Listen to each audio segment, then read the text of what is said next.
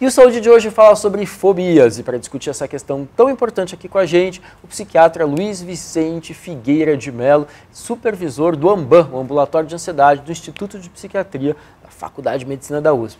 Luiz, vamos conversar um pouquinho sobre as fobias. O que define uma fobia? O que é uma fobia?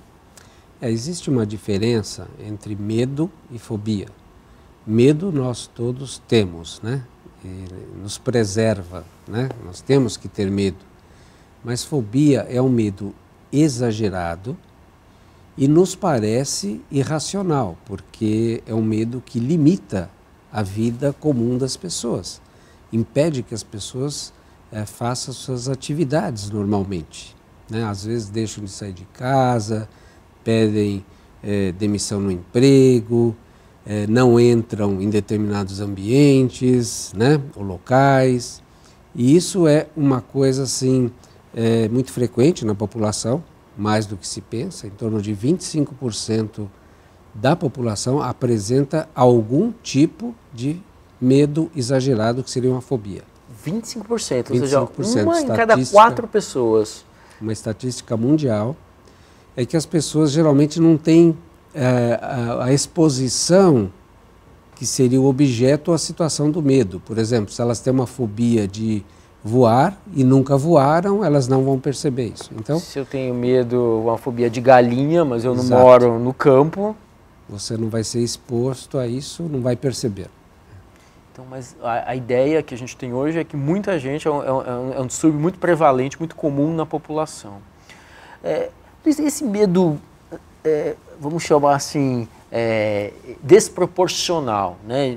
Em relação, por exemplo, eu tenho medo desproporcional de rato, ou de cobra, ou de aranha, mesmo morando em São Paulo e tal. Esse medo desproporcional, normalmente, né, ele tem uma causa. Eu vi um rato na minha vida, eu vi uma aranha e fiquei com medo. Ou pode ser uma coisa só simbólica, uma coisa que não teve uma coisa concreta que aconteceu. Existem estudos que mostram que nós temos certas predisposições biológicas para desenvolvermos fobias. Essas predisposições seriam de estrutura cerebral, né? São sistemas hereditários, familiares, e tem as situações que são desencadeantes, né? Dependendo dessas situações, se elas forem muito traumáticas, elas podem até desencadear uma fobia por aprendizado, né? Tem pessoas que, vamos dizer, crescem escutando os pais falarem: olha, não se aproxime da janela, você vai cair, né? Não faça isso, não faça aquilo. Isso pode fazer com que uma criança desenvolva um comportamento fóbico. Porém, a maioria... Medo de altura, no caso. Medo de altura é um medo muito biológico. Acredita-se que esse medo tem uma hereditariedade importante, porque ele nos salva de andar em ambientes, antigamente, né, que as pessoas estavam nos penhascos, né, e você podia realmente cair, você não tinha uma proteção. Então, esse medo veio sendo selecionado, e essa seleção biológica fez com que alguns sistemas cerebrais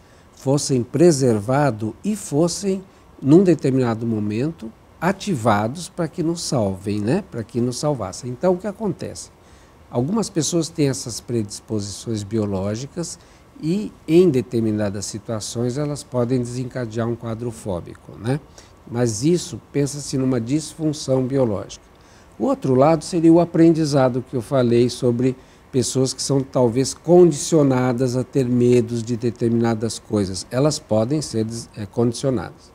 Porém, um trauma isolado não desencadeia uma fobia, né? Quer dizer, a teoria do trauma, você foi, como é que eu vou dizer, teve um problema no elevador, né? Ficou com uma fobia. E as pessoas que estavam no elevador ficaram com fobia? Não. Se tinham 10 pessoas, uma, talvez, ou menos, vai desenvolver uma fobia. E as outras? As outras não, né? Quer dizer, não foi por causa do elevador. Do elevador, mas sim para predisposição para a fobia. Agora, as pessoas costumam, quando elas vêm no consultório, elas costumam dizer, né? Passei a ter uma fobia a partir de... Elas acabam associando muitas vezes a fobia a um desencadeante, mas Exato. Isso na verdade é uma parte da história. Né? Elas tentam explicar, né, dessa forma, porque isso também conforta e de alguma forma elas tentam colocar isso numa temporalidade. Porém, se você fizer uma anamnese, né, uma história, você vai perceber que elas já tinham alguns medinhos disso, medinho daquilo, que aquele desencadeante é que fechou aquele estímulo, né, que fez com que essas áreas cerebrais desencadeassem essa fobia. Luiz, todo mundo que tem uma fobia tem que tratar? Ou se essa fobia está ali, pequenininha, guardadinha, enfim, sem incomodar, ela pode ficar assim a vida inteira?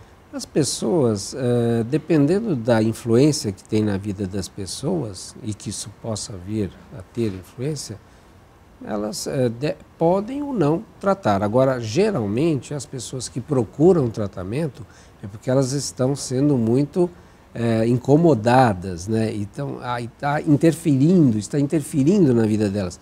Mas a maioria das pessoas que têm fobia, porque 25% é muito, né? Muita gente. A maioria das pessoas não procuram tratamento. Agora, tem fobias que nós devemos tratar. Por exemplo, fobia de altura, né? Uma coisa importante. Se subir num prédio, você não vai chegar num parapeito, né? Você vai fazer uma viagem, ou você vai fazer uma trilha, com o pessoal você passa mal, né? Você não consegue fazer.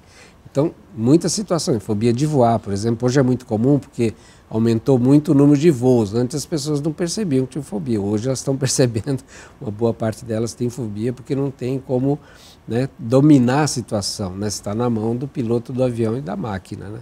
Então, essas fobias aparecem diante de certas situações. Quando elas interferem muito, né, você trata. Agora, o que acontece? Nós tivemos um paciente no HC, já faz uns bons anos, que essa pessoa tinha fobia, olha que interessante, fobia de pena de pombo. Aí, por que ela foi no HC? Porque ela achava que São Paulo tem pombos na rua, então ela não saía mais de casa. Ela ia ver um pombo e aquela pena causava um mal-estar enorme, é uma coisa muito exótica, específica, né? Exótica, específica. Já tivemos pacientes que tiveram fobia de miado de gato. Por exemplo, por que fobia de miado de gato?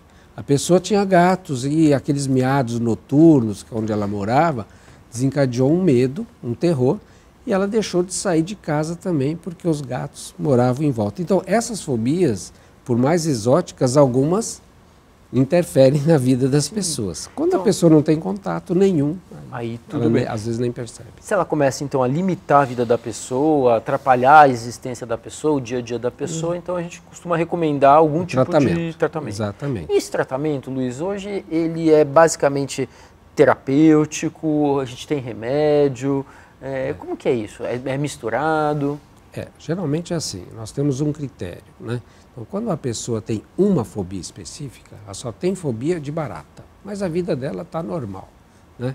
Ela isso não vai interferir de forma tão importante em outras áreas emocionais dela. Então, a gente faz um tratamento de exposição, chamado terapia cognitiva comportamental, de exposição ao medo, gradual. É uma psicoterapia, não se usa medicação, tá? Então, a pessoa vai ter um contato progressivo com aquele objeto que causa medo. Por exemplo, se for elevador, ela vai ter que subir no elevador. Se for escada rolante, ela vai ter que... Eu tenho uma paciente que tem fobia de escada rolante. Não sobe de jeito nenhum. Então, aí você vai fazer um tratamento comportamental, progressivo, e isso dá um resultado excepcional. Aquelas pessoas que têm fobias associadas à depressão, fobias associadas a pânico, ou que ela já chegou numa gravidade que faz com que as pessoas desenvolvam um quadro, às vezes, depressivo pela própria circunstância, né? Ela não pode sair, ela fica presa. Então, aí nós usamos medicação antidepressiva. A medicação antidepressiva geralmente diminui a sensibilidade ao medo. Então você diminui a acessibilidade ao medo e faz também o tratamento Com a psicoterápico. terapia para complementar. Esse conjunto, ao longo de 6 meses, 1 ano, está um ótimo resultado e as pessoas enfrentam os seus medos. Luiz, agora saindo um pouquinho das fobias específicas, né? Que a gente falou de altura, falamos de elevador, falamos de barata, de pena de pombo, e, enfim, e outras tantas, né? A gente tem uma fobia que hoje se fala muito, né? Que é a tal da fobia social.